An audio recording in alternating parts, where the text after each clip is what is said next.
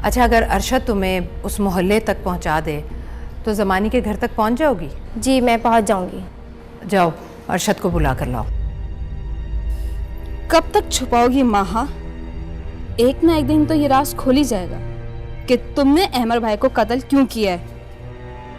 इस तरह नौकरानियों से बदतर जिंदगी गुजार कर मिटा सकोगी इस दाग को?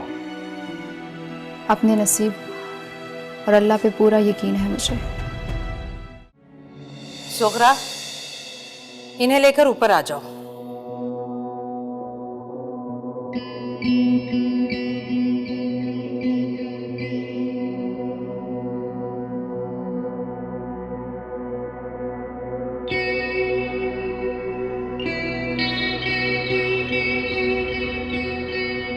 अस्सलाम वालेकुम। सुगरा, तुम जाओ अब।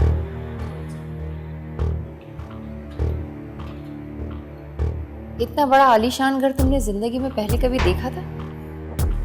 घर तो इससे कहीं बड़े देखे हैं ज़मानी ने अपनी ज़िंदगी में, और ये भी अच्छी तरह जानते हैं कि ख़ानदानी लोग अपने जाहो जश्न की बेजा नुमाइश नहीं करते।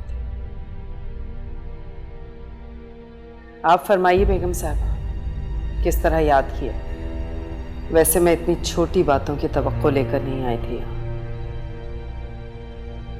क्या रिश्ता है माहा से तुम्हारा? भाभी, ज़मानी खाला तो माहा को बेटी जैसे समझती है ना। छोड़ें ये सब, आप परेशान मत हो। देखिएगा इससे वैसा कुछ भी नहीं होगा। माहा से? वही जो एक माँ का बेटी से होता है। पर माँ हो तो नहीं तुम उसकी, ऐसा आप सोचते, मैं नहीं। इस बहस में क्यों पड़ रही हो? सीधे सीधे मतलब की बात करो इससे। क्या लोग ये असल राज तक पहुंचाने का? वो दरअसल ज़मानी खाला को सब कुछ पता है। मुझे कुछ समझ नहीं आ रहा, क्या जानती है वो दरअसल माहा शादी से पहले अजहर के साथ भाग गई थी। क्या?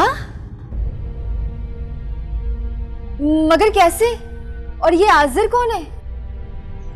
वो हमारे पड़ोस में रहता था। आज़र ने माहा को धोखा दिया और मजबूरन ज़मानी खाला उसे घर वापस ले आई। मैंने उसे मना भी किया था कि तुम आइंदा कभी उससे नहीं मिलोगी,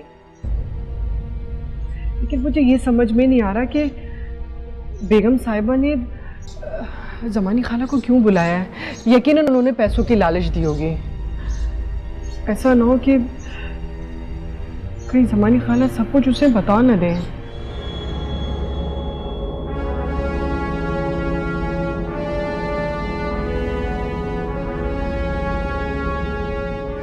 क्या दे सकती हैं आप?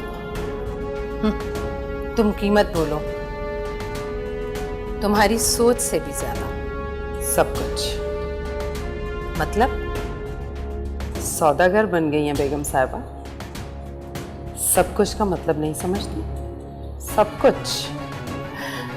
ये तो हमारी सोच से ज्यादा शातिर निकली।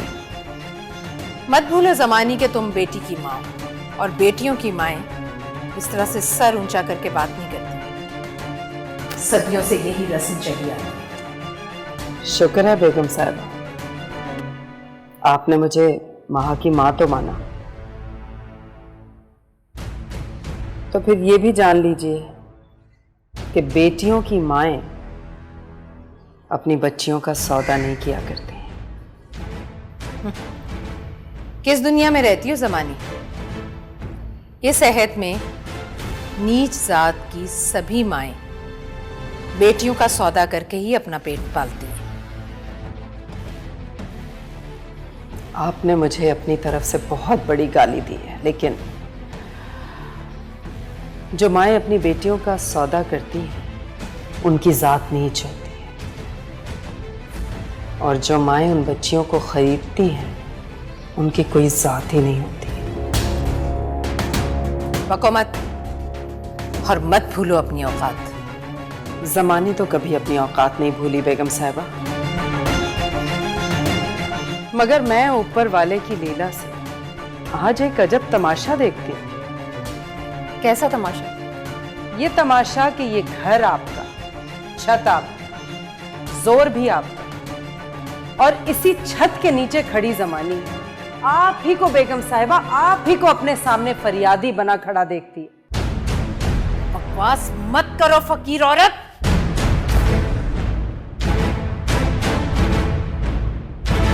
तुम बोलोगे तो तुम्हें दी जाएगी। अच्छा आप हौसला करें, जमानी खाला महा को दिल से बेटी मानती है। अब देखिएगा वो ऐसा कुछ भी नहीं करेंगी। अल्लाह करे ऐसा ही हो। लेकिन आजकल के दौर में लोग पैसों की खातिर अपनों का भी खून कर देते हैं, और महा कौन सी उनकी सगी बेटी है। आप अजनबी हैं, इस मामले से बाहर रहिए। अब ये दो माओं की सौदागरी का मामला है। देखती है जमाने की बड़ी जात वाली ऊंची बेगम साहिबा अपने बेटे के कातिल तक पहुंचने की क्या कीमत दे सकती है। मैं मांगती हूं आपसे वो सब कुछ जो आपके पास अब है। क्या मतलब? हम समझे नहीं।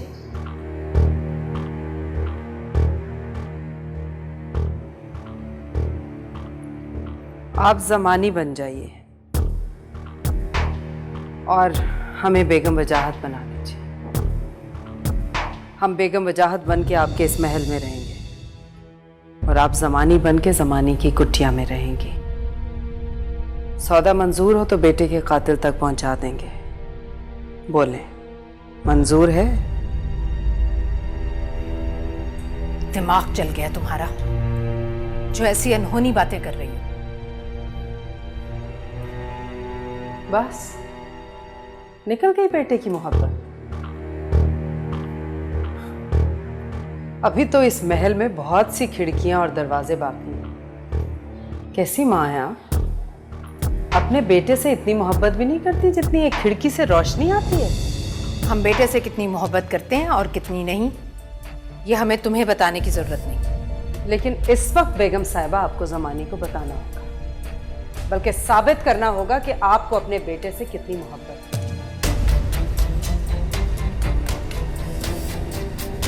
इतनी कि आप ये आराम छोड़ के जमानी की कुटिया में जाके रहने को तैयार नहीं है, या फिर इतनी कि आप अपने महल के मखमली तकियों पे बैठ के किसी की बच्ची पे जुल्म के अहकामात जारी करती हैं। क्या समझती हैं आप, ये अहकामात आपको आपके बेटे के कातिल तक पहुंचा देंगे? लेकिन जो कीमत तुम मांगती हो वो बहुत ज्यादा है। आपके बेटे से भी ज्यादा? मगर बस जान गई हूं तुम जैसे सौदागरों को मैं, जो सौदा करते हुए मोहब्बतों का भी मोल तोल देखते हो। मुझे देखो, मैं मां हूं, मां, एक बेटी की मां। मुझसे कहो, फांसी चढ़ने को तैयार हूं उस जुर्म की पादाश में जिसके लिए तुमने मेरी बेटी को कैद करके इस महल में रखा हुआ है। मां बनने का दावा करती है और बेटे के लिए करना भी कुछ नहीं है। अरे बहुत देखी है मैंने तुम जैसी कारोबारी माएं। चलती हूं।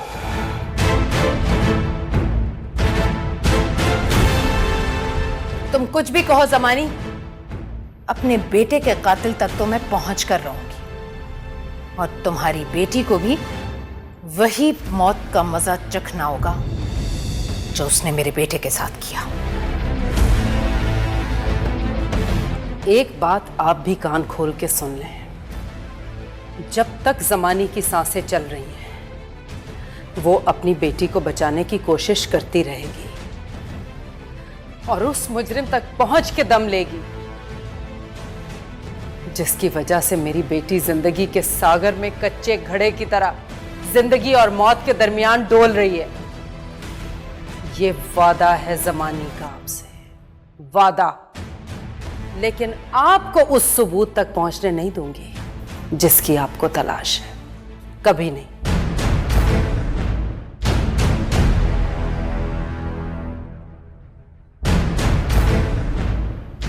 करो इसे। वो महा को सगी से ज्यादा समझती है, वरना आप खुद सोचो, मोहल्ले में और भी तो लड़कियां हैं। बस आप परेशान मत हो।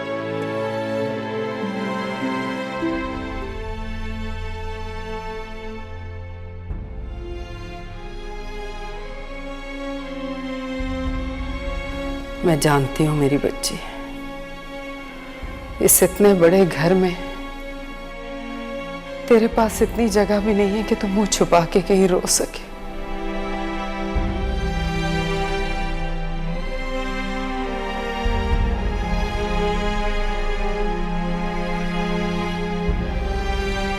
ज़मानी बेबस है, तेरे नसीब से नहीं लड़ सकती, लेकिन तेरे नसीब के रास्ते में खड़ी हर दीवार से अपनी आखिरी सांस तक लड़ती रहेगी, टकराती रहेगी।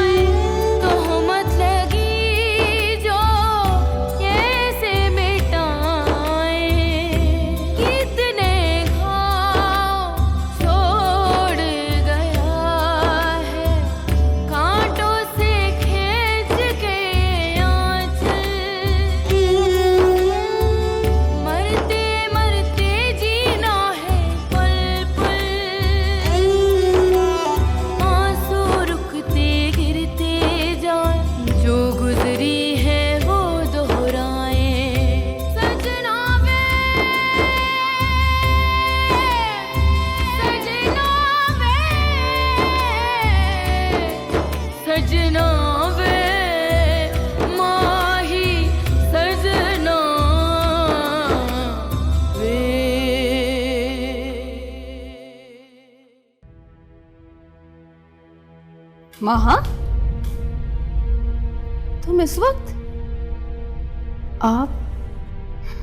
नींद नहीं आ रही थी, मैं समझी तुम सो चुकी होगी, मैं खुद ही चाय बनाने आई थी। आप चलिए, मैं लाती हूँ।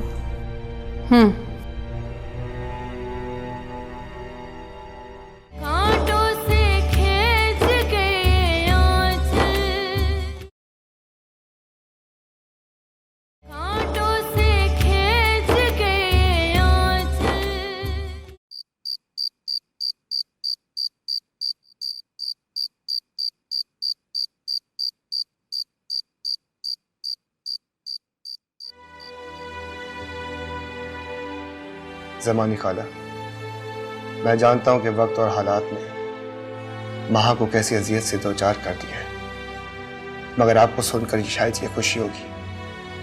मैं साए की तरह उसका पहरा दे रहा हूं और मेरी पूरी कोशिश है कि ये लोग मेरी महा को कातिल साबित ना कर सके।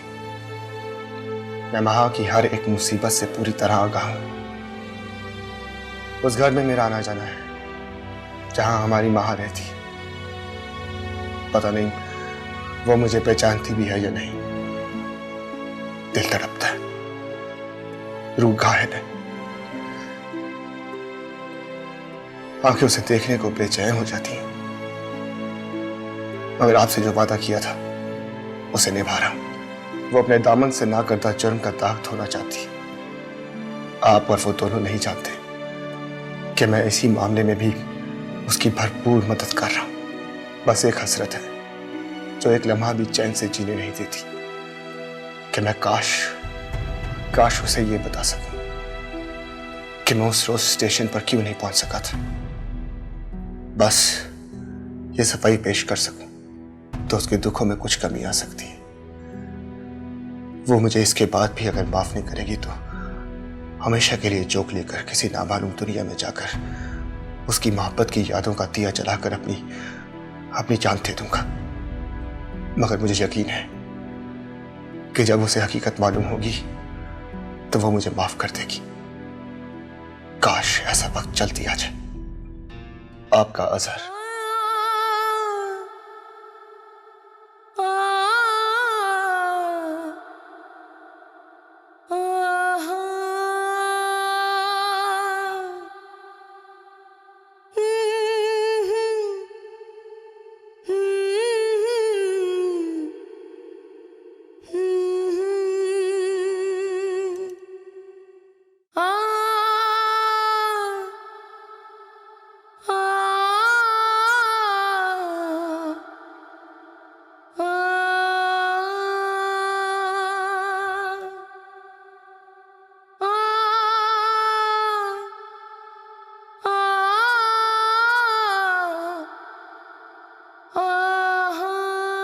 महा,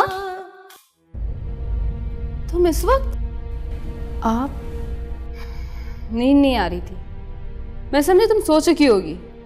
मैं खुद ही चाय बनाने आई थी। आप चलिए, मैं लाती हूँ।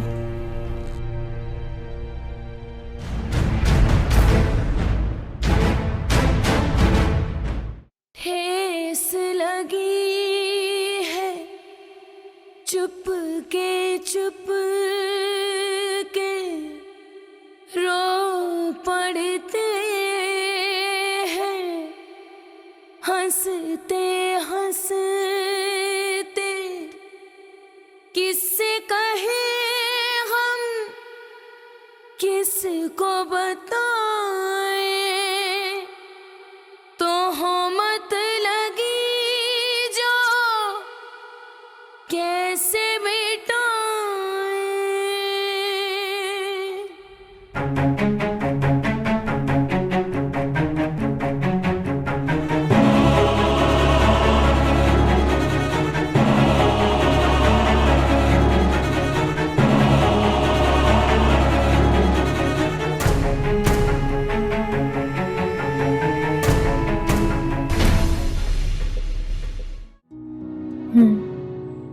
है एक महरूमी,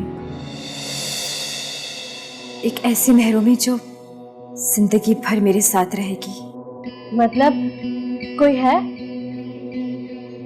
मेरे बाबा। महविश, मैंने सोचा भी नहीं था कि मेरी अचानक शादी हो जाएगी और मुझे मेरे बाबा को छोड़ के जाना पड़ेगा। एहसास को बातों में लपेटकर अगर किसी के एहसास को बेबस कर रहे हो तो मारो कि एहसास की चुभन तुम्हारे साथ जिंदगी भर रहेगी। खत किसका था? खत?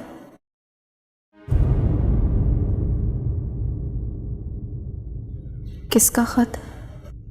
मेरा ख्याल है किचन में उसकी अभी भी कुछ राख मौजूद है। मैं सब देख चुकी हूँ। झूठ बोलने की जरूरत नहीं है। हर क्षण कि आपको किसी खत की राख न ढूंढ सके, मगर फिर भी झूठ ना बोलने की खातिर बता देती हूँ। क्या वो नहीं चाहते कि उनके बेटे का कातिल पकड़ा जाए? चाहते हैं,